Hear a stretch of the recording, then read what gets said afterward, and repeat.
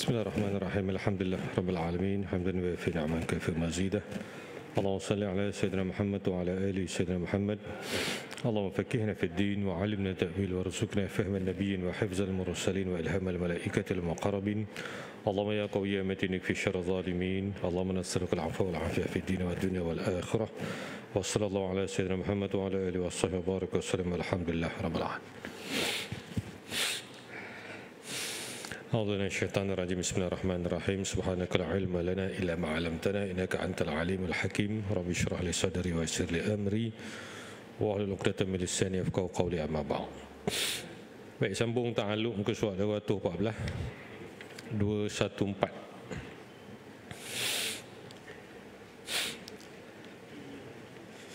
Baik, mungkinat ada 4. Sebab mungkinat ni apa benda? Mungkinat juga merujuk pada makhluk, benda yang boleh ada dan benda yang boleh tiada. Dia ada wajib, mustahil dan harus. Mungkinat. Okey.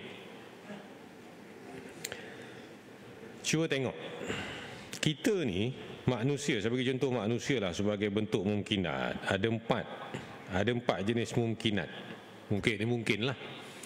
Bukan wajib. So level kita ni possible je. Dia boleh ada, boleh tak ada tu. Boleh sakit, boleh sembuh. Boleh miskin, boleh kaya. Boleh pandai, boleh tak pandai.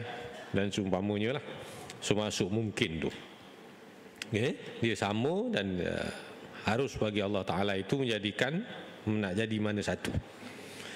So level manusia ni mungkin satu ada bila bercerita soal mungkinat, soal kemungkinan, soal makhluk ni satu mungkin maujud.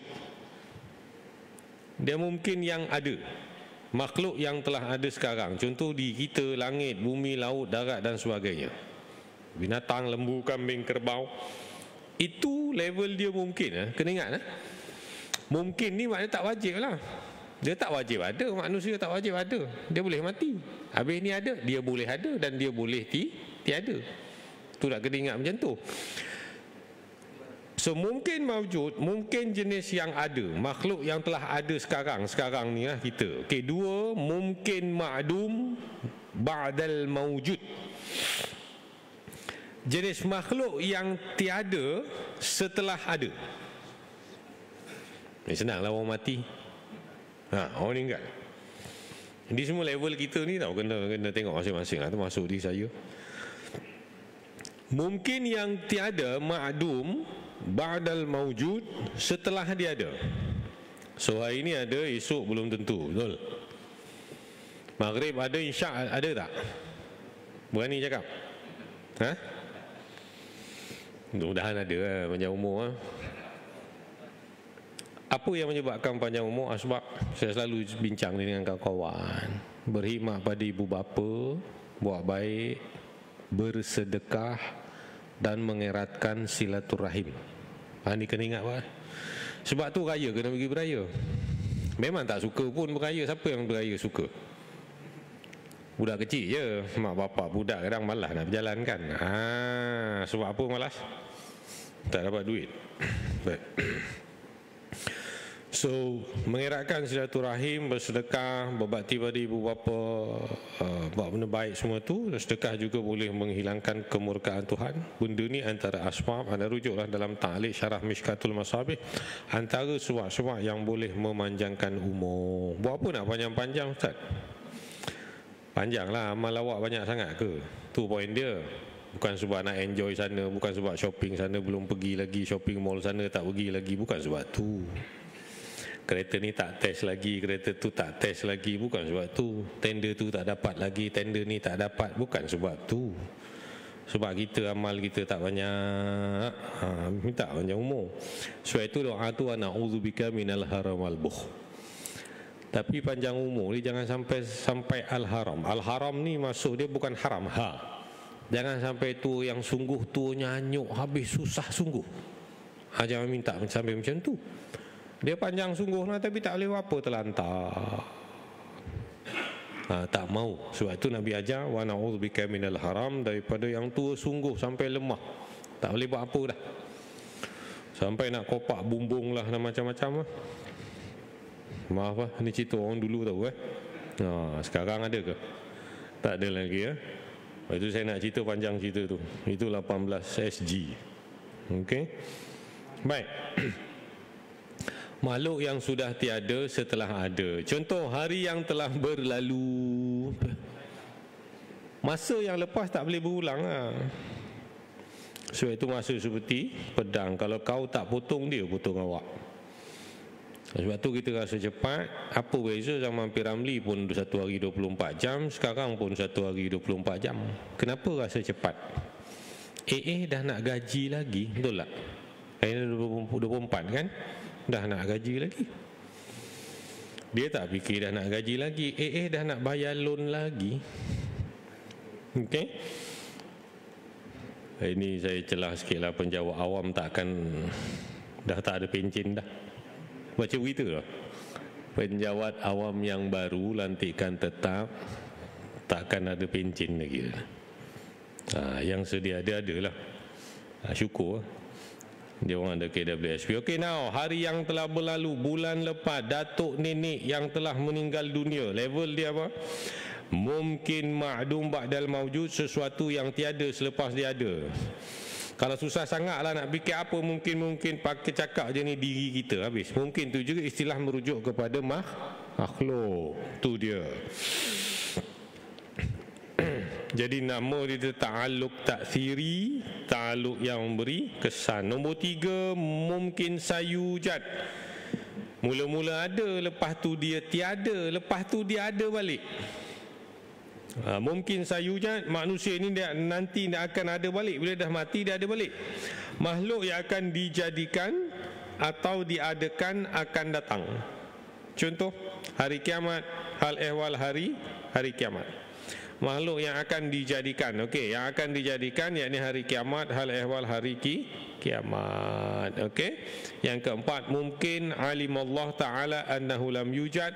Makhluk yang Allah Ta'ala tahu suatu perkara mungkin yang Allah Ta'ala tahu ia tidak akan diadakan. Kita tak tahu.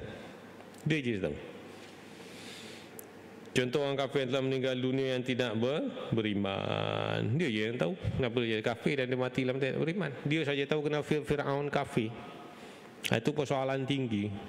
So ada isu mengatakan Fir'aun ni mukmin berdasarkan ketika dia tenggelam dalam laut, maka dia pun minta tolong dan dia mengaku bahawa aku beriman dengan Tuhan Musa. So ada satu ajaran ni dia mengatakan Fir'aun beriman, tapi ayat tu perlu dilihat sekali dengan ayat-ayat lain yang kesimpulannya Fir'aun tidak beriman. Baik. Jadi satu kemungkinan yang hanya Allah saja yang tahu bahawa ia tidak akan berlaku. Sebab imannya Abu Jahal, kufurnya para nabi tidak akan kufur dan tidak akan berlaku pun.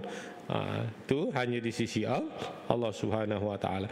Dan kita tak boleh tahu apakah rahsia-rahsia itu. Memang kita sebagai orang awam ni kita tak tahu apa benda, kenapa macam ni. Kita nak bersoal kenapa Tuhan buat macam ni. Tak payahlah fikir pening kepala. Okey? Lalui je lah hidup tu. Okey, habis ya. Sudah cerita pasal ta'alluq. Cuma satu je saya nak ambil tahu. Apa bagi tahu tuan-tuan, bila sebut ta'alluq tu apa? Talabu sifati amron zaidan. Bila ada sifat, maka dia buat apa lagi? Dalam bahasa kampung ni begitulah. Amron zaidan. Sebab sifat fungsi dia menetap pada zat. Itu je ke? Dia mesti ada kerja lain. Fungsi lain dia apa? Tu maksud ta'alluq. Sebab itu kudrah hanya bertakluk kepada perkara mungkinat. Sama' basar hanya bertakluk kepada perkara maujudat. Okey, bila kata kudrah mungkinat, dia tidak bertakluk pada perkara wajib dan tidak bertakluk, tidak disasarkan, tidak ditujukan, tidak tawajuh kepada perkara mustahil. Allah ada 3 anak, mustahil. Sebab itu kudrah tidak bertawajuh buat anak untuk Allah. Jangan kata baca tabarakalladzi biyadihil mulku wa huwa ala kulli syai'in qadir. Dia syai'in qadir dan dia berkuasa ke atas setiap satu. Nak kena faham benda ni. Baca Quran, baca terjemahan, it is very dangerous to understand the Quran by the meaning of it, by interpretation. Mesti tengok kepada tafsir. Bukan saya tak bagi Quran tengok terjemahan, boleh. Tapi kalau rasa baca Quran, tengok terjemahan, rasa faham sangat, alim dah, tak boleh. Boleh sosat ya, semata-mata terjemahan. Sebab tu kena rujuk tafsir. Siapa maksud dia berkuasa ke atas sesuatu, maknanya dia boleh lah buat, nak buat Tuhan lagi satu ke buat anak. Sebab tu mai nak faham Quran, bukan semata-mata ilmu Quran bahasa Arab. Saya minta maaf, saya tahu bahasa Arab, tapi taklah sampai peringkat saya kata, oh saya faham Quran ni. Tak. Terjemahan tu semata-mata bahasa Arab gitu.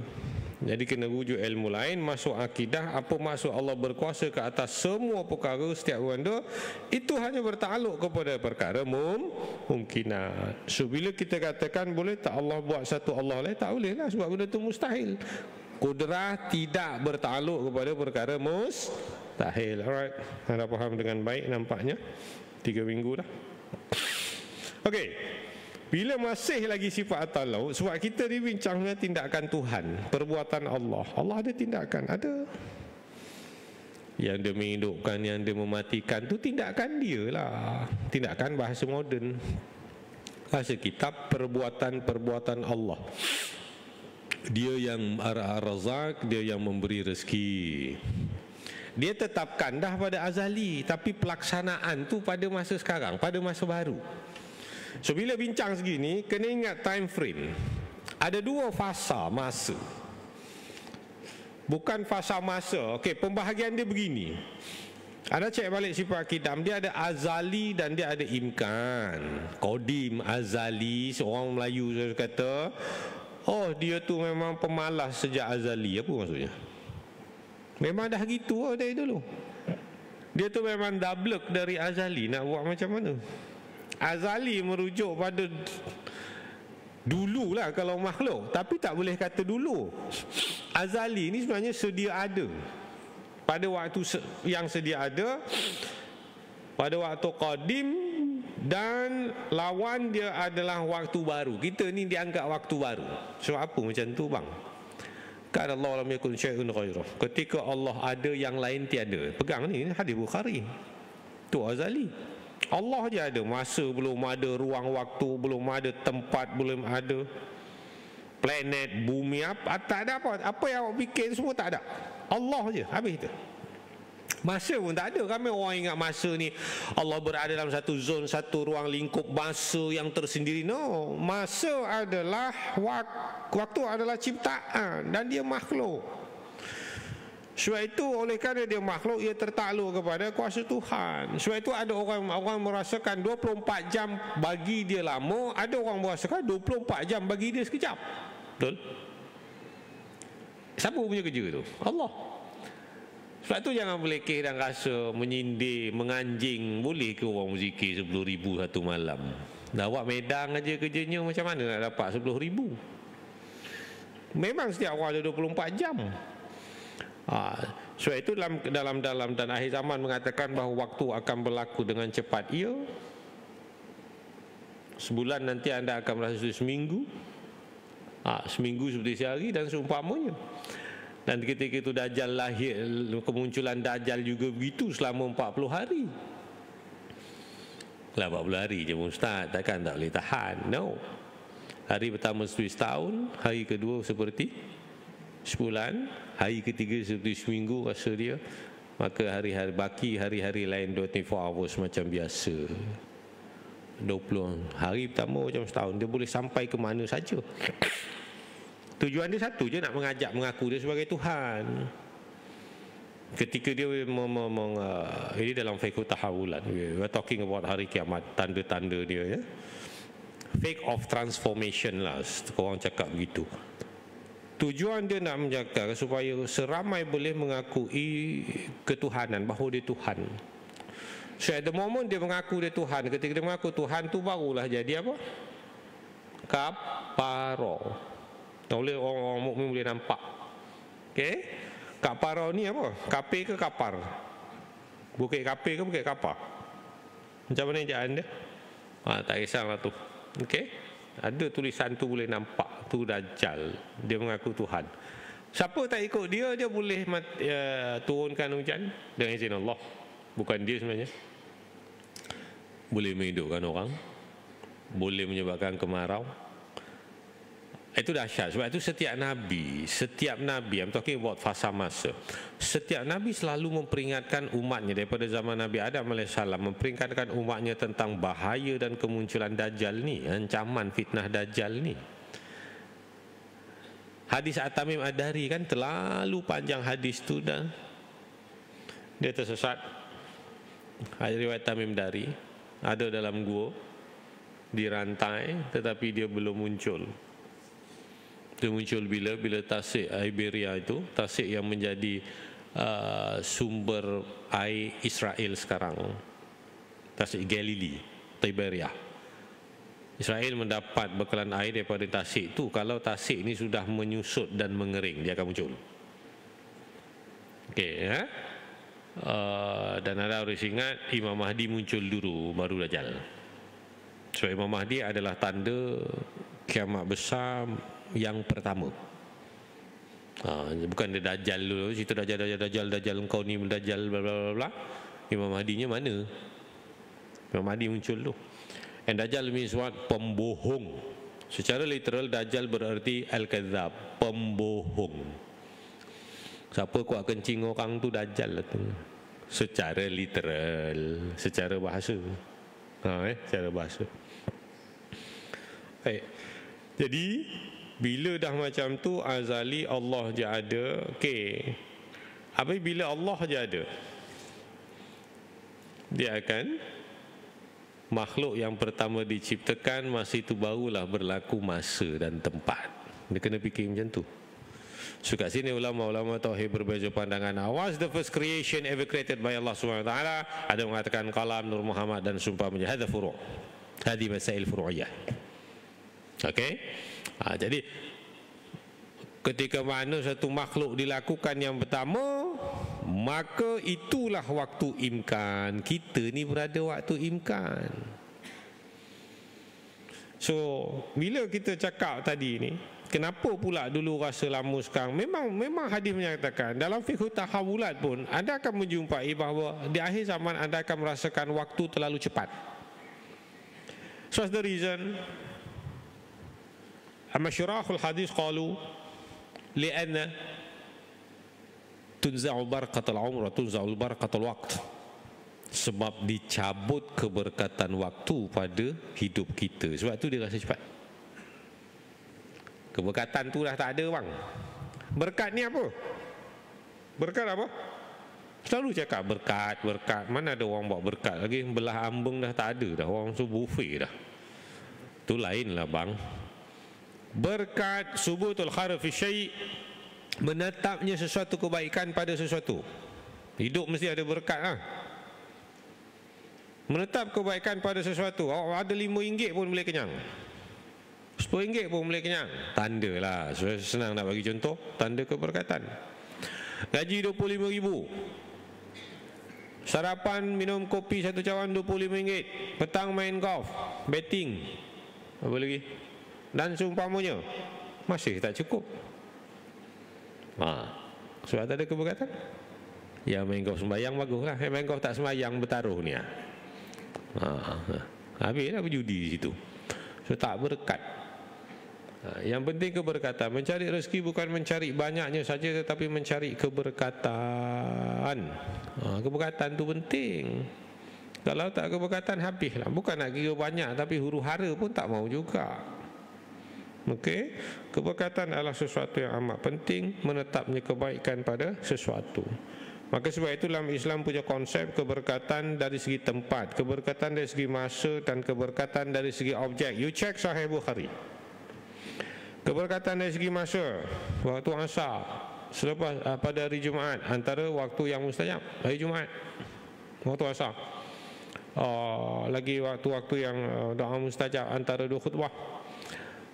Subuh, baca kitab fiqh, subuh Jumaat berjamaah adalah berjamaah yang paling utama. Apa lagi? Waktu-waktu yang barakah. Malam raya itu waktu berkah sebenarnya. Ramai tak sedar malam raya ni sebenarnya waktu barakah. Sepatutnya orang pergi ibadat dalam di rumah dan sebagainya, masjid takbir. Yang takbir yang tua-tua. Tak pun AJK sebab keluar surat itu. Ataupun sebenarnya malam raya haji atau malam raya puasa, malam yang barakah itu salah satu waktu di mana doa tu mustajab. Malam raya dah letih, bila dah letih tarik pasu bunga besar badak, bila nak tahajud malam? Letih vacuum kapet, lagi letih apa? Cuci kereta pun ada kan malam raya kan. Cuci kereta time tu lah nak wax tayar kereta nampak hitam macam-macam lah. Akhirnya kita tidak bangunlah 2 rakaat, bukan nak suruh 20 rakaat. Okey, malam barakah. Ada barakah dari segi tempat. Of course lah di Mekah, di Raudhah Nabi SAW ya. Di masjid-masjid Khairul Biqa' Masajidillah. Sebaik-baik tempat adalah Masjid Allah. Dan seburuk-buruk tempat adalah pasar-pasar. Ini nak kena faham, kalau tak bergaduh dengan peniaga pasar ni kan. Sebab tu baca hadis, kena baca dia punya syarah. Syarah apa? Dia adalah kitab syarah. Syarah itu huraian. Jangan main kepala otak sendiri nak hurai, tak boleh. Apa maksud Nabi seburuk-buruk tempat adalah pasar? Buruk kat sini maksudnya di situ berlaku penipuan. Di situ berlaku kadang orang tak sembahyang, meniaga. Ni nak Ramadan kan, buka kemah pukul 3. Puasa tu. Baguslah nak meniaga, tak ada masalah lah. Sampai buka rupanya asar buat bodoh je. Siapa nak cek? Adalah tak mustahil, meskipun saya tidak menuduh. Tak mustahil itu berlaku. Tapi semenjak ada orang tumpang ketuk rumah orang nak sembahyang, baguslah. Sebab itu Nabi kata jangan jadi orang pertama masuk shopping mall dan jangan jadi orang terakhir keluar shopping mall. Dia kata begitu. Pasar ni bukanlah maknanya pasar tu je tau. Masuklah Konsep ke IOI ke Lamanda ke Mitsui ke, sama je. Jangan jadi orang pertama masuk dan last. Habis start kalau saya jaga macam mana. Saya ada satu tempat, soalan dia pelik-pelik tapi saya enjoy, saya suka. Saya tak boleh kata tempat mana. Soalan dia memang pelik-pelik tapi saya suka. Awak kerja lain. Kerja-kerja lah, dah jadi jaga mula-mula balik mana boleh. Mestilah orang terakhir kan. Okay. Jadi sebabkan kenapa Nabi kata bahawa pasar adalah seburuk tempat, sebab banyak penipuan di situ. Betul? Kang, tapi ni legi borak. Jawab ya? Yo legi. Tekan ngomah. Kecut. Ngapusi pula. Tak ngapusi lah kalau dia pun tak tahu kan. Tapi mustahil pun kami tapi orang DCP. Seracoyo aku. Dia kena nipu lah situ. Wah, tapainya manis tak? Saya translate ya, sorry ya. Tapainya manis tak? Manis. Sampai rumah? Masyum. Nipu tak? Nipu. Apa lagi? Ini contohnya ya. Nanti siapa jual tapai kat tepi ni marah pula. Okey? Itu gurau-gurau je lawak. Janganlah ketat sangat. Baik.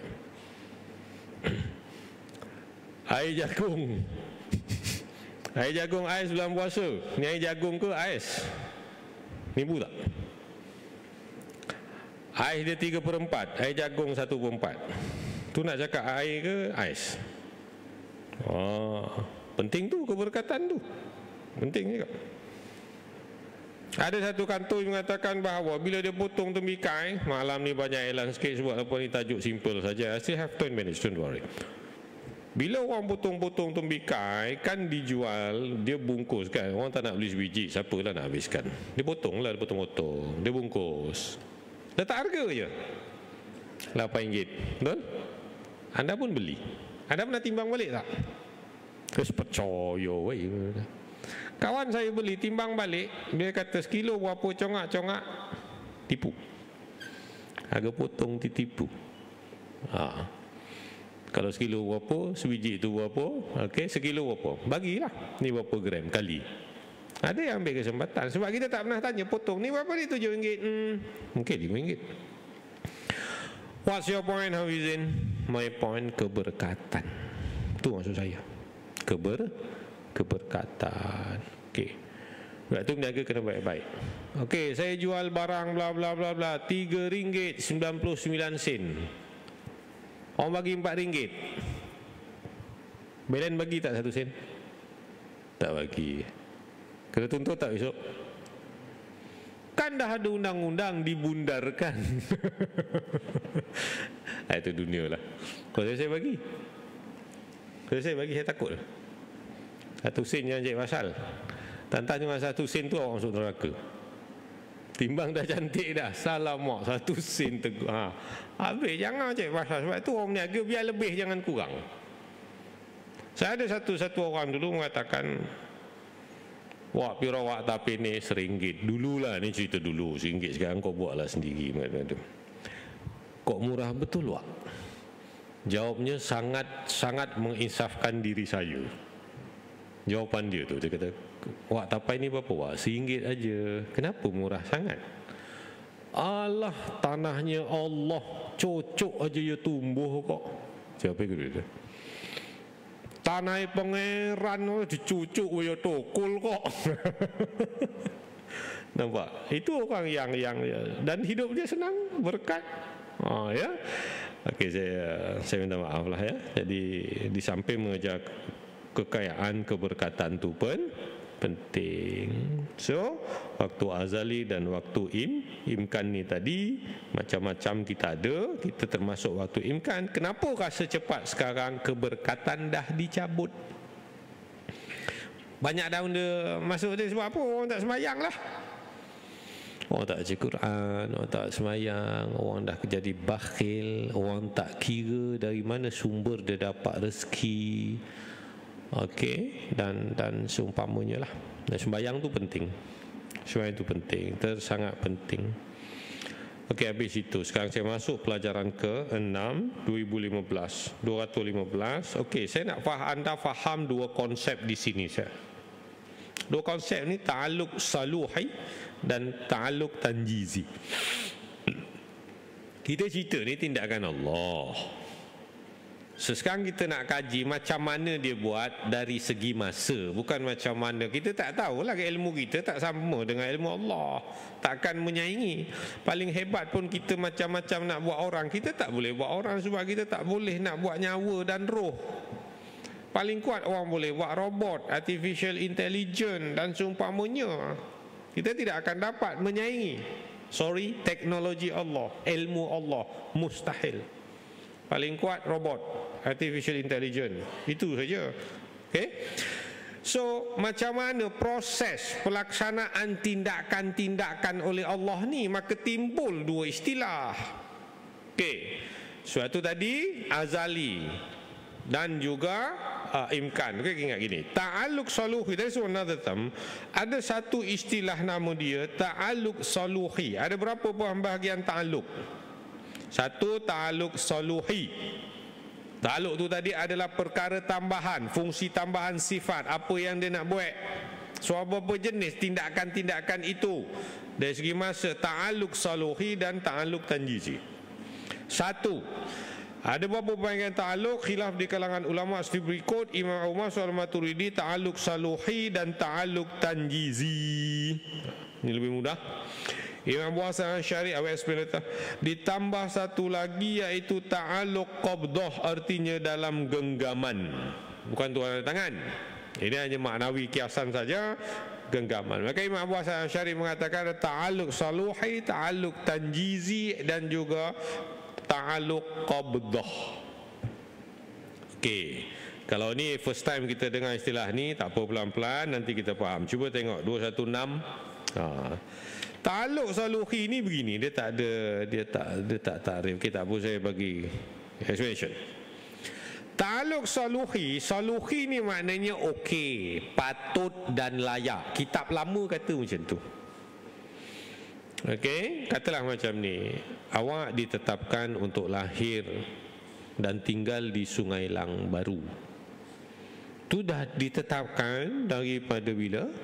Azali. Allah tahu macam tu, Allah nak buat macam tu, Allah nak macam tu, dan Allah akan buat. Dan nyata pun sekarang Allah buat. So ta'aluk saluhi ni patut dan layak kita panggil potential state. Keadaan berpotensi belum berlaku. Boleh ingat? Tu saluhi qadim.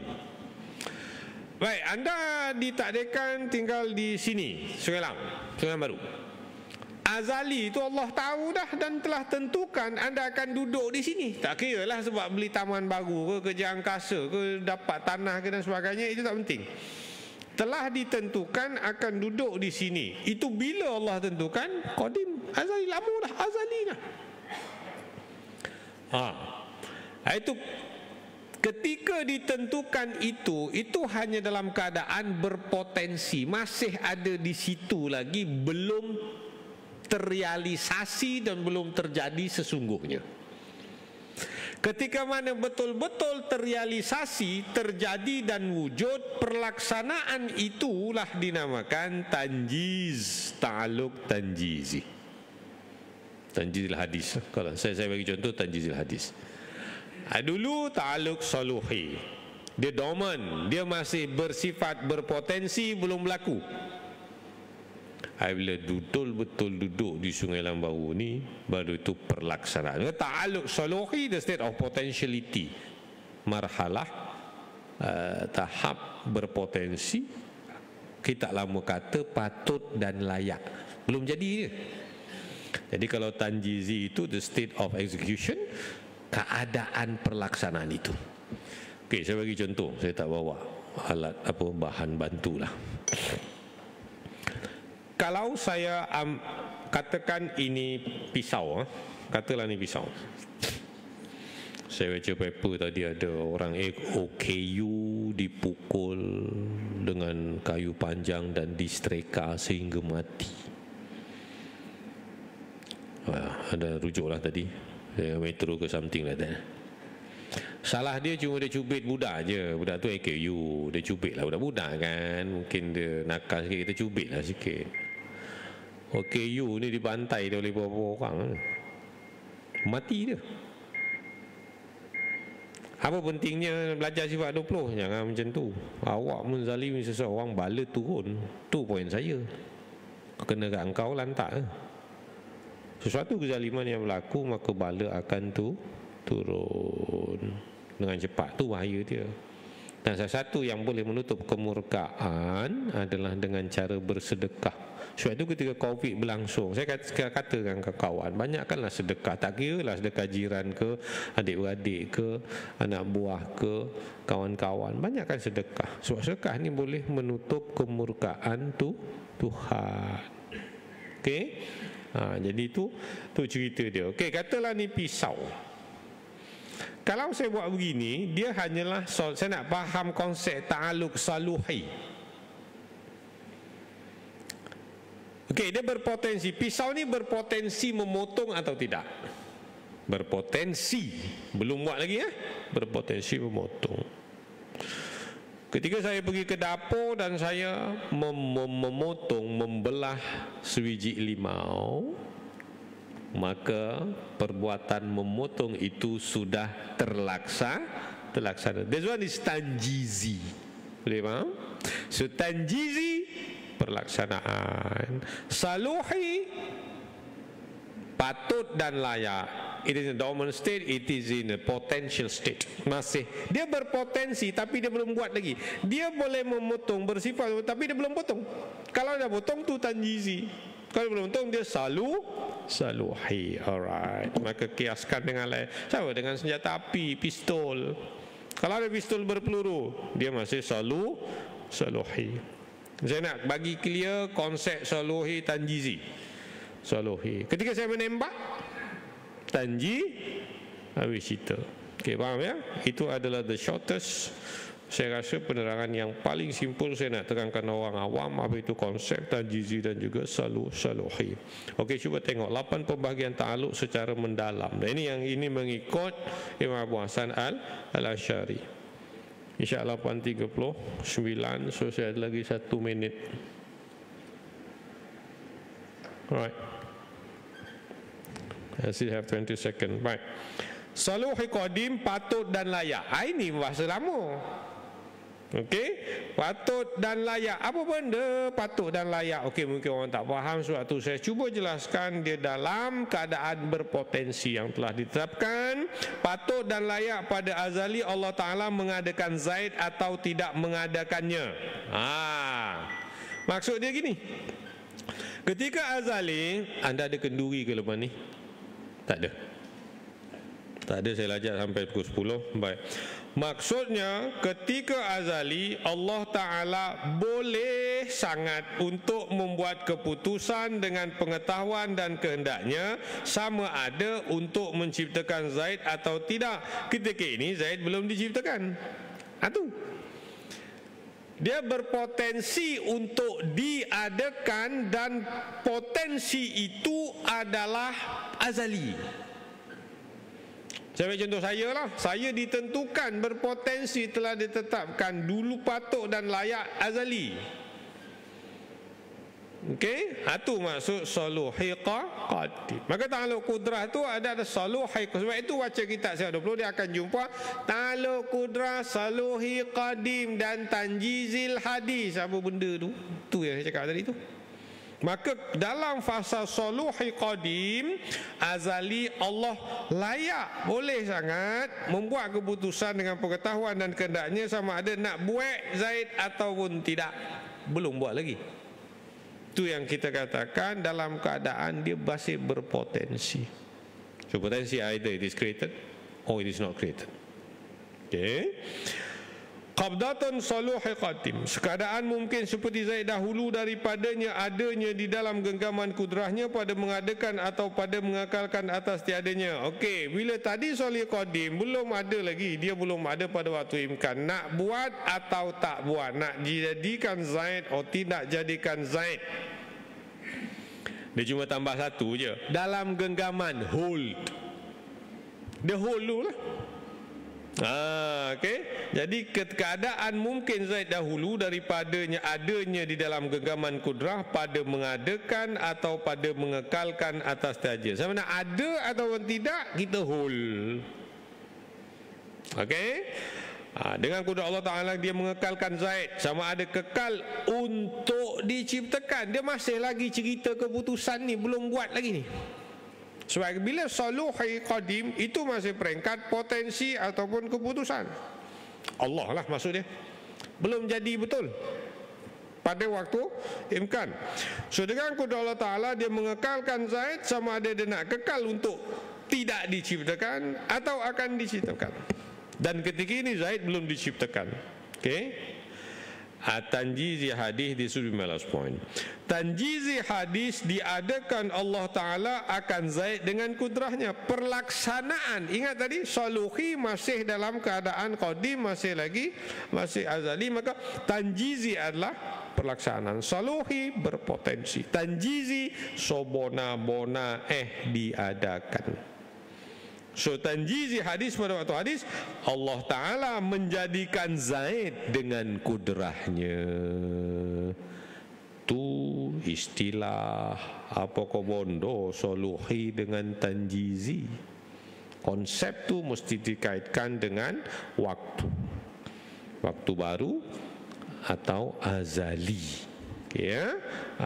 Saya berhenti di sini. Cuma saya minta tuan-tuan faham apa istilah ni untuk menggambarkan tindakan dan perbuatan Allah Subhanahu Wa Taala. Okey, kita sambung lagi minggu kedua bulan depan. Mudah-mudahan itu bulan depan last sebelum puasa kan. Mudah-mudahan panjang umur dan sihat. Assalamualaikum warahmatullahi wabarakatuh.